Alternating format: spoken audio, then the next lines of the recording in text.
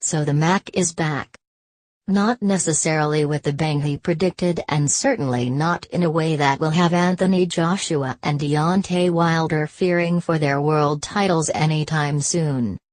But nearly 3 years after he dethroned the then king of the heavyweight division to assume the crown himself, Tyson Fury is an active boxer once again.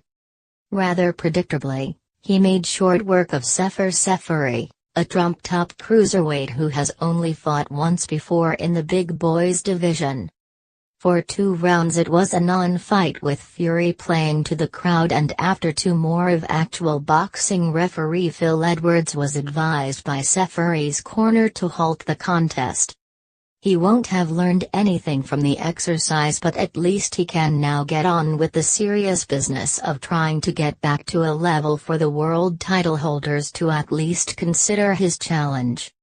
Fury said, "It was like I was having my debut again. It has been a long time out of the ring and I needed to get some rounds in. They pulled him out, but, whatever, I'm sure Frank Warren is going to keep me busy." 30 months had passed since the night Fury beat Vladimir Klitschko to become world champion on a famous night in Dusseldorf.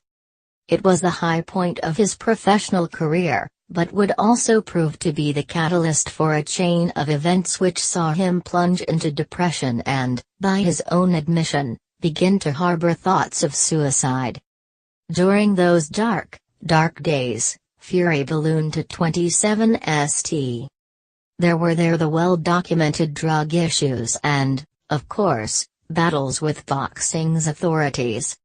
For quite some time, fighting again was the least of his concerns. But after a lot of hard work he was finally back in action last night, weighing in at 19 St 10 pounds 2 ounces, more than 4.5 stones more than his opponent. Whatever he has been through hasn't robbed him of his sense of humor. His ring walker medley including Then I Got High and Return of the Mac. He was keen to play to the crowd in the first round, too, which was unfortunate. The size difference between the two made it a comedy matchup and there was no need to add to that. Thankfully, Fury got to the serious business in round 2, for a minute or so before the routine started again, and for that he was warned by the referee. He spent the last minute of the round watching a tear-up in the stands as well. By round 3, we finally had a fight in the ring. Seferi did plenty of chasing, but Fury was always in control, and so it proved in round 4 when he caught the Albanian with a big right. He looked to take it well, but his corner decided otherwise.